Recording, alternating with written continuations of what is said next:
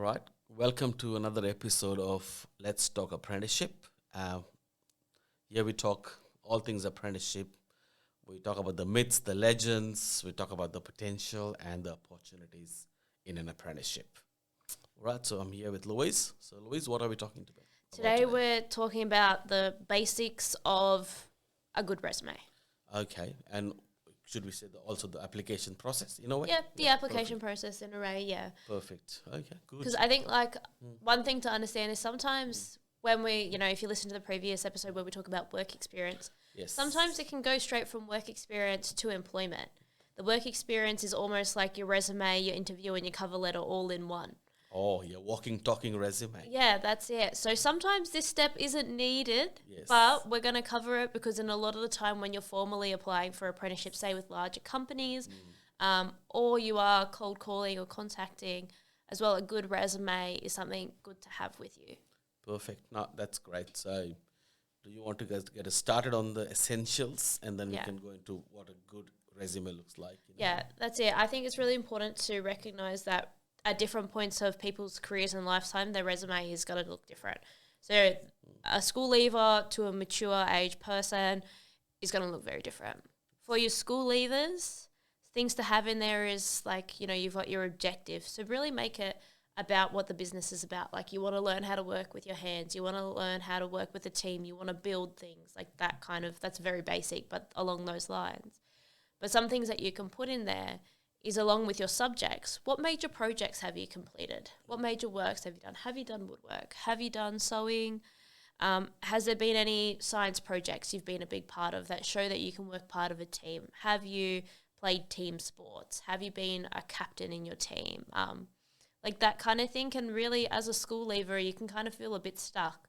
But you actually have done quite a lot in that time you're at school. You just got to learn how to recognize that you've done some cool stuff and to put that on your resume. I think that's great. And look, when I talk to a lot of my clients, sometimes they think, "Oh well, it's not relevant to this industry. I should exclude." And after it's in NNA, it's got a lot of transferable aspects to it. So just because you've worked in carpentry doesn't mean that you can include that in the application into automotive industry, because both of them require working to a drawing or specs, meeting the requirements, the technical requirements of the job. There are aspects of measurement which are transferable. There are aspects of knowing the materials which are transferable. So that's certainly a thing to do. And often people say, especially the younger lot, I worked at McDonald's, should I include it? I said, most definitely, because, working at, and I'm just speaking McDonald's, but there's obviously other joints, and it could even be small businesses who are doing it, right, where they get young people to come in and, get them used to following the step-by-step procedure, giving them skills, employability skills like punctuality, and, real-time customer service, housekeeping. All of these are transferable to any industry. So it is such a good thing to include that you've been doing something, in that space. Yeah, that's it. And then as a mature age, I think also it's important to recognize that transferable skills as well from different, even though the industry might not be the same, but if you've worked on big projects, if you've led teams, if you've been in difficult circumstances where you've worked on projects that have gone wrong but then have gone right, then that's all part of it. Okay. And Louis, how important is the structure or the layout of the resume? I think it's important for it to be simple and clear. I think a lot of the times, everyone's really aware that how digital everything is, and sometimes a computer is scanning it for keywords. Oh, yes. So it's important to really, the things like teamwork and to be clear on your descriptions. And, sometimes technical language is good, and sometimes just the basic terms that can jump around and kind of be universal, you're punctual, you like teamwork, all that kind of thing, can be really effective. And again, we'll be doing a separate segment on a good resume, because obviously we're talking about all aspects of, but I still want to sort of include a few pointers on resume. Is again, follow some kind of a chronology. So people, because remember, the potential recruiter is maybe going through hundreds of resumes. Yes, nowadays we've got the machine doing it for you at times. and finding the right words. But there are still a large population of employers who will still go through the resume, right? And if they find it hard to follow, then they might just not read it. And you might have the best bit of information on the last page. You've already missed the bus. So I think if you follow good structure, and there's certainly some good templates available for free on the internet for people to copy. Even Microsoft Word has templates in there as well. And I think it's important to remember you don't have to reinvent the wheel. You can do simple, and you have your information in there. And, you know, we've said a lot of other things about work experience and introducing yourself in person at different expos and networking events. So sometimes the resume might be that final piece of the puzzle that needs to go to recruitment or HR, and the decision might be made before that as well. Certainly, and I think I'm a big advocate of people converting it to PDF before they send. Yes, that too. Yeah, so because people have different versions of Microsoft Word or other word processing applications, and often they get distorted, right? So PDF just maximizes that chance of transmitting in the correct format with information on the correct pages. I think that's one. Now, Louise, I also recommend my clients to have a good cover letter because sometimes it's hard to write a story in the resume or portray a story. We don't write stories in resumes, but the cover letter is your place to then talk about why you want to do this or so draw an immediate attention. The way I look at it is, resume is the actual gift, but the cover page is your wrapping. So a nice wrapping makes the present attractive, you know. So you've already policed the recipient of the gift about the present, and then you look at the present. But obviously, the present also has to be good. So cover letter will make you look inside, but then the inside has to be good too. Yeah, that's it. Would that be right if I say Yeah, that? I think it all depends. Like for me, I've never really been on that recruitment side of things. But one thing I wanted to mention was a lot of women returning to work might not have those formal titles to add to their resume. And this is really when the cover letter can stand out because, you know, if you've had 2, 3, 1 kid, you know, you've dealt with a difficult person, managed that, you've managed schedules, you've, you know, coordinated things, like all those softer skills, even though you can draw them out in your resume in some dot points, like, yep, you can stick to deadlines and all that kind of stuff. In your cover letter, you can flesh that out.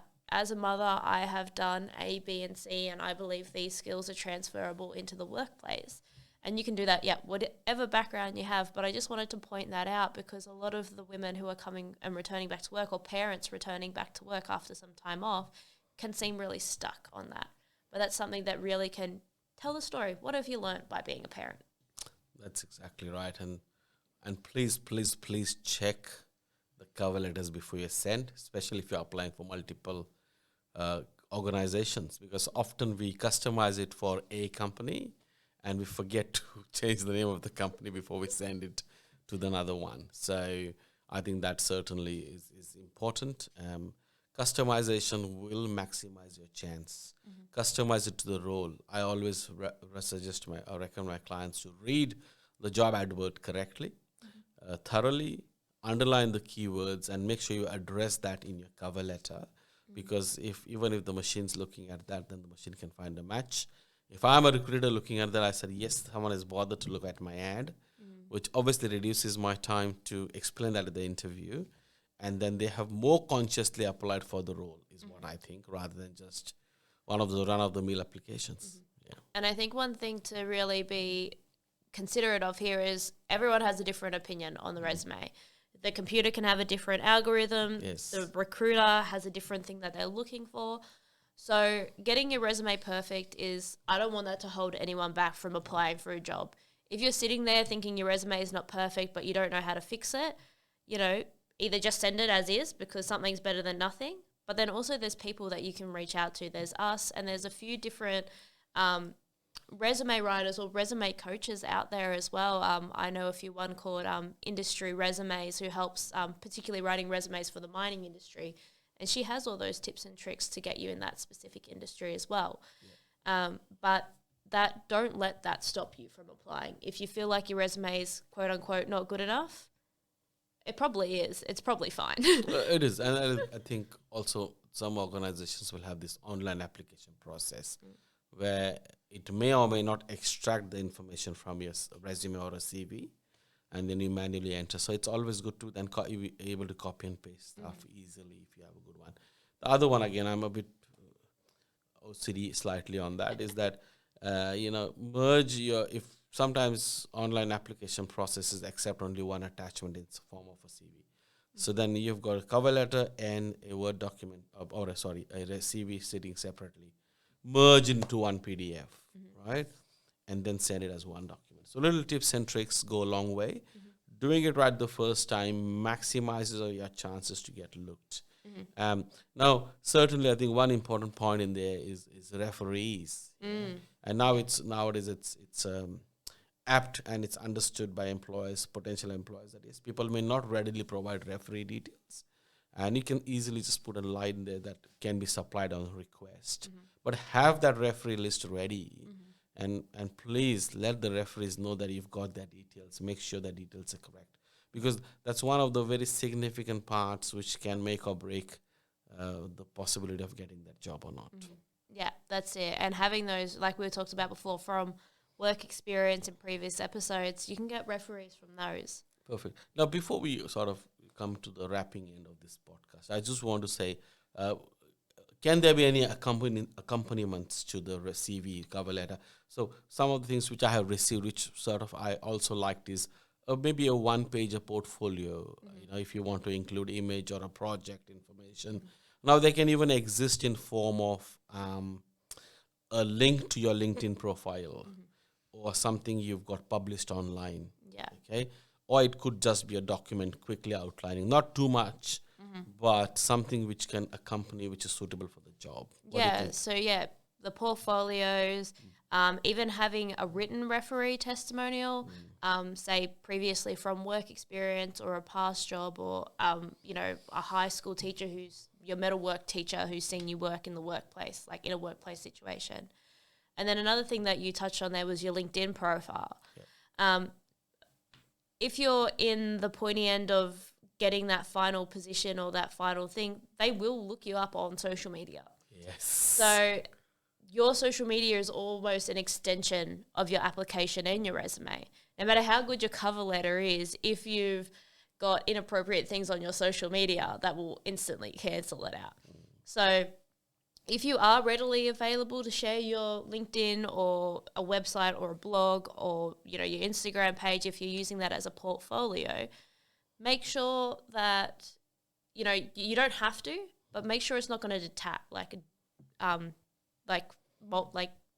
get rid of any good stuff you've done. So you can have nothing or you can have something good, but make sure you don't have anything bad on your social media. I agree with that. So be very careful with that. And I think whilst people might say it doesn't get looked at, it does get looked at. and because we're looking at, recruitment is a huge cost to any business, because the employee is not fully productive, and especially with apprenticeship, they say it takes 4 years of investment, and that's a lot of investment in it. So people do want to invest time into finding the most right candidate, and anything they can get hand on to in terms of freely available information to predict the possibility of having or not having a good employee, I think they will use it. Yeah. So make sure everything is nice and tidy and easily accessible for good part. And I think your resume should probably be the point where if it's all there, then no one has to look past it and get it through the first pass. Yeah.